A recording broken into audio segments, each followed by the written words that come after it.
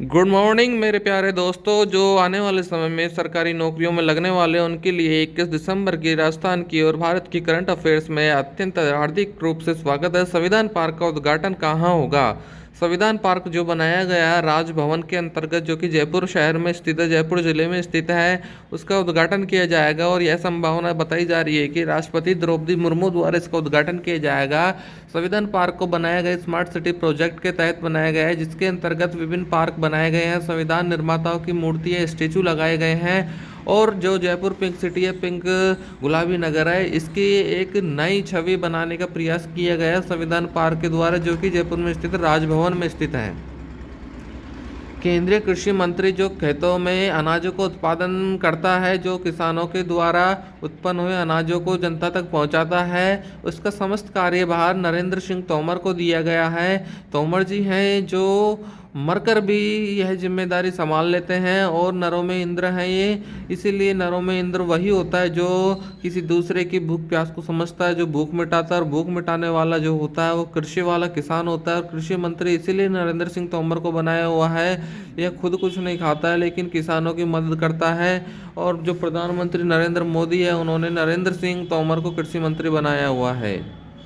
राज्यसभा के उपसभापति की बात करते हैं। उपसभापति वही होता है जिसकी वैल्यू बहुत कम होती है, जिसको कोई नहीं पूछता है। जिस प्रकार राजस्थान में सचिन पायलट की स्थिति है, डिप्टी मुख्यमंत्री बनाया गया था, और अन्य राज्यों में भी डिप्टी मुख्यमंत्री जो बनाया जाता है, उप मुख्यमंत्री जिसकी कोई वैल्यू नहीं होता है। उसी प्रकार जैसे गेहूं में बथुआ उगाता है, उसी प्रकार एक उपसभापति भी होता है, जो कि उपराष्ट्रपति ही होता है हमारे देश का, जो कि वर्तमान में जगदीप धनखड़ है। इसके पास एक जिम्मेदारी जो दी गई है राज्यसभा की दी गई है।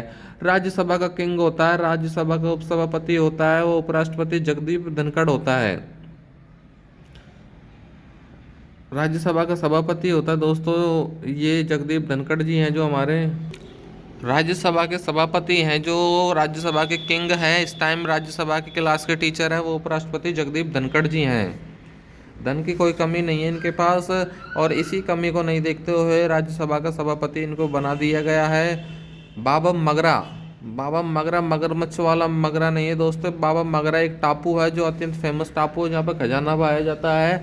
और इस खजाने को लूटने के लिए आपको जाना होगा उदयपुर में।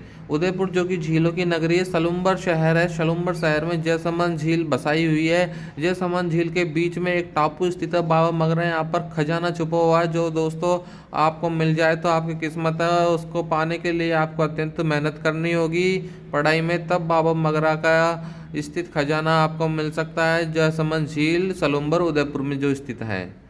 मृदा स्वास्थ्य कार्ड योजना, मृदा स्वास्थ्य कार्ड योजना के अंतर्गत आपके जो आसपास मिट्टी पाई जाती है, जिसमें किसान अनाजों को उत्पादन करेगा, उसके लिए सबसे पहले मिट्टी को लैब में ले जाया जाता है, मिट्टी का परीक्षण किया जाता है। उसके बाद यदि मिट्टी में कोई कमी पाई जाती है तो उसको इंजेक्शन लगाए जाते हैं, उसका उपचार किया जाता है, ताकि मिट्टी की उर्वरता बढ़ जाए। और मिट्टी में जो भी हम फसल उगाए, जो भी पैसे उगाए, वो इतनी मात्रा में उगे कि कम पड़ जाए। भंडार गृह आपके पास जो स्थित है। 2015 में इस योजना को चालू किया गया था प्रधानमंत्री नरेंद्र मोदी के द्वारा, मृदा स्वास्थ्य कार्ड योजना।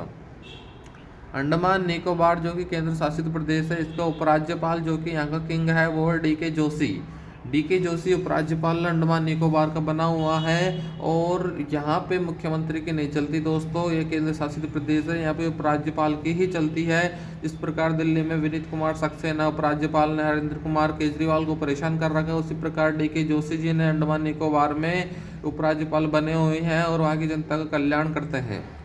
टाइम मैगजीन दोस्तों एक मैगजीन है, टाइम मैगजीन की किड ऑफ द ईयर बनाई गई गीतांजलि राव को।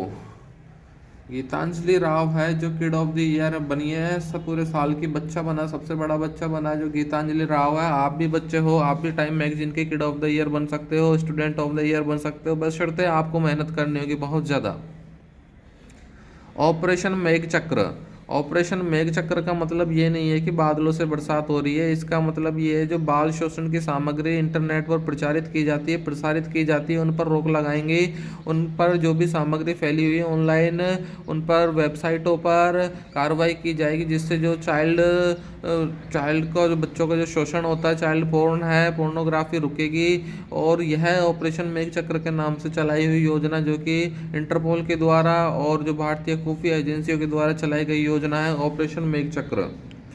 पीएम केयर फॉर चिल्ड्रन योजना दोस्तों बहुत अच्छी योजना है ये, उन बच्चों के लिए योजना है जो कोरोना काल में अनाथ हो गए थे, जिनके माता पिता कोरोना कारण खत्म हो गए थे। उन बच्चों को रक्षा के लिए उनको चिकित्सा सुविधा उपलब्ध करवाई जाएगी, उनका बीमा किया जाएगा आयुष्मान योजना के तहत, और उनके बड़े होने तक उनको शिक्षा उपलब्ध करवाई जाएगी उचित प्रकार की, ताकि वो कोरोना की जो महामारी थी इससे का प्रभाव जो उन पर हुआ है उससे उभर सके और वह आगे बढ़ सके। यह पीएम केयर फॉर चिल्ड्रन योजना।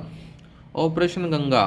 ऑपरेशन गंगा सुनते ही आपको ये लग रहा होगा गंगा की सफाई करने की योजना है। नहीं दोस्तों, ऑपरेशन गंगा योजना यूक्रेन जो कोई रूस के द्वारा युद्ध किया जा रहा है, रूस के द्वारा यूक्रेन के लोगों को मारा जा रहा है, प्रताड़ित किया जा रहा है और बम मिसाइलों से धमाके करके सब खत्म किया जा रहा है। उसी में हमारे भारतीय भी फंसे हुए थे जो कि विदेश में यूक्रेन में कमाने के लिए, एमबीबीएस करने के लिए, डॉक्टर साहब बनने के लिए गए हुए थे।